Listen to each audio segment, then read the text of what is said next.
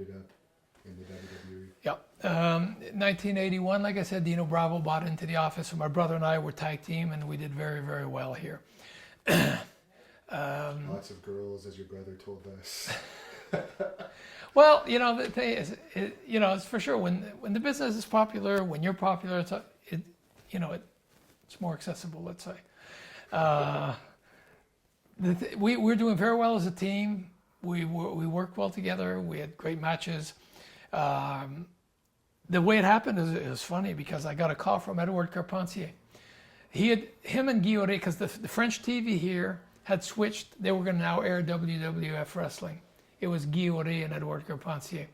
They were airing Gino shows, and all of a sudden they switched and they went to WWF. I keep wanting to say WWE, but because I'm used to saying that now.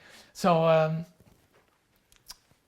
Edouard Carpentier calls me. I hadn't spoken to him in a while, and I was a little cold with him because I was upset that they had switched TV, gone with WWF, and because I knew it was hurting the business here. And to be successful in wrestling, it's since always you need to have a TV show. That's your vehicle to promote your events, your angles, or whatever. By no more TV here, I knew it was going to be very difficult.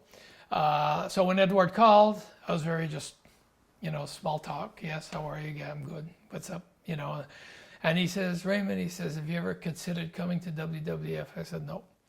Because what I had heard back then was, the guys were on the road constantly. You have to go live in New York. These are the rumors I was having. You have to move there. And I was well set here. Financially, I was already in decent shape. So I wasn't like, oh, I have a chance to make some money.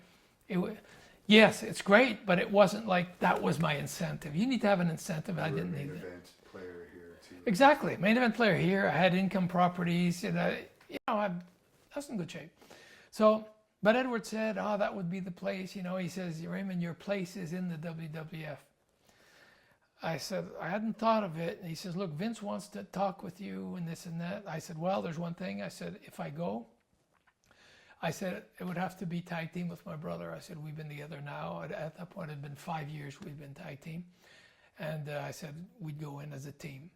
And I said, if we come in, I said, I want to be treated decent, not just come in and they burn your name and then send you home. I'm not interested. He says, no, they have plans and I'll talk to them. I said, well, I'm taking a flight tomorrow morning.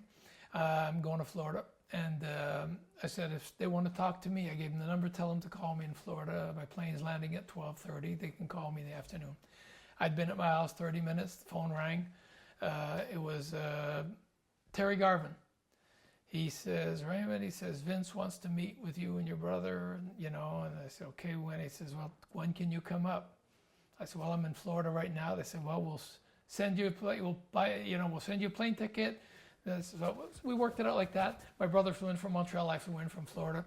And they had the limousine pick us up at the airport, bring us up to Stamford. We met with Vince and Pat, and it was a done deal from there. We were coming in. At that point, we didn't have our working papers for the States yet, so they had to work out that process. But they said in the meantime, you can start, we'll book you in our Canadian cities. We'll have you come to Brantford, Ontario, where we do our tapings back then. And until we get your papers for the U.S. side. So I said, okay. Out of the blue, I said, do you have a tour that's coming up overseas or whatever? I said, yeah, we have an Australian tour coming up. Would you like to go? I said, yeah. So they took 2 other guys off. They sent my brother and I on to Australia for 2-3 weeks. So that was our first tour with them. The only thing is, I said, okay. And I remember Vince had mentioned back then, he says, look, if you're not comfortable, because I said, it's going to be awkward, because I said, in Montreal right now, but I said, what I want to do is I want to go to see Gino in person. I want to tell him in person, and I want to give him a decent notice because, he's already has shows advertised and stuff, and I don't want to just disappear, because Vince says, if you're uncomfortable with it, he says, look, we'll put you on the payroll right now, and you could not have to go to any of the shows. I said, no. I said, I've always respected Gino. Out of respect for him, I want to give him a notice. I want to finish all the dates where we're advertised. And then after that, I'll finish. So Vince respected that also. He says, fine. He says, because I know it's going to be awkward. Came back when I landed in Montreal. Actually, I flew back to Montreal from New York with my brother. We landed, went straight to Gino's house. I called him, I said, I want to talk to you. I went face to face with him and explained this opportunity's there. And I said, you know, in a career, it's hard to turn down, something like that. Even Gino said, if you told me that you said no, he says, I'd be upset with you because you can't turn something down like that. He says, as much as I don't want to lose you guys, but he says, as far as a career move, you can't say no to that. On that level, you have to go. And he says, I'm happy for you. He says, I'm sad for me, but I'm happy for you. And he says, not a problem. I said, I'll finish all my dates. And after that, don't book anymore. I'll just finish what's advertised. So he says, not a problem. That's what happened. And when you first started with WWE, what was the main difference you noticed from the Quebec dressing rooms to the WWE dressing rooms? The lack of camaraderie. Because let's say when you're in a smaller territory, like we were here, everybody knew each other. You come in, everybody talked to each other. When you got there, it was more like everybody for themselves. Everybody, I'm not saying everybody, because there were little cliques. 2, 3 guys that would hang out together, 2, 3 more. Some would mingle a bit with others, but it wasn't like a big family. It was more like certain cliques. And I remember because when we first came in the territory, when you're new, some guys don't want to make it too easy for you. You come in, actually they want to test your character, see your personality. And we come to cities, I mean, it's all the first time everywhere, and I sometimes ask guys, hey, let's say in Long Island, how you going? Oh, well, we're driving out, could we get a ride with you? Because, New York is a complicated area when you're not used to it, all the freeways, interstates, this and that. And we're in Newark, so we have to go to the Nassau Coliseum. So when you're not used to it, it's not that easy, and you're just coming in, you don't want to be late, the traffic, whatnot. So we try to hook up a few times to get some lifts with some guys. We'll split the expenses, whatever. But they always had a good reason for not wanting to give us a lift. So it didn't take long. After a couple of weeks, you say, okay, it's everybody for yourself. And so my brother and I, we do our thing. So it was the lack of camaraderie. Like I said, when you come in, it takes a while before you get established. Before you come in, some guys won't even say hello to you. That's okay, But that's the main difference that I noticed. Where in a smaller territory, you come in and the guys, hey, how you doing? And they'll introduce yourselves. When you come in there, guys don't even look at you. Until you became a regular and you've built a name for yourself, then all of a sudden now they have more respect. Now you're somebody. But the new guy that comes in, he has to go through the whole thing. What about working with the Moondogs?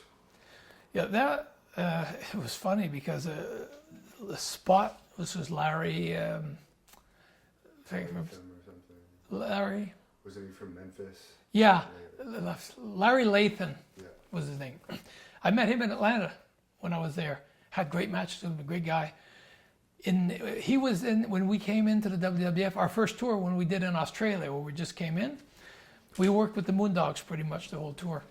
They put us over every night, and I think he was pretty upset about it. I was like, and all of a sudden he developed an attitude about it, and even at one point there was heat. They came up, and he came up with an attitude. It was like, whoa.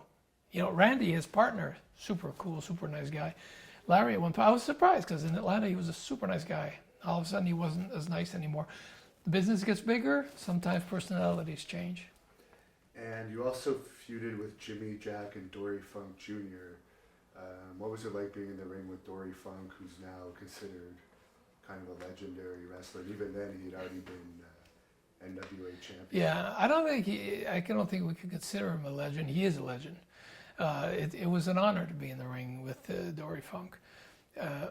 Jimmy Jack also followed in the same steps. I don't know if we could say Jimmy Jack is a legend, but I mean, he filled his spot well in the matches. He did a hell of a job in the ring. He was a hell of a worker. But I could say Dory is, when you can say, hey, I worked with Dory, that was let's say a feather you can put in your cap. It was impressive.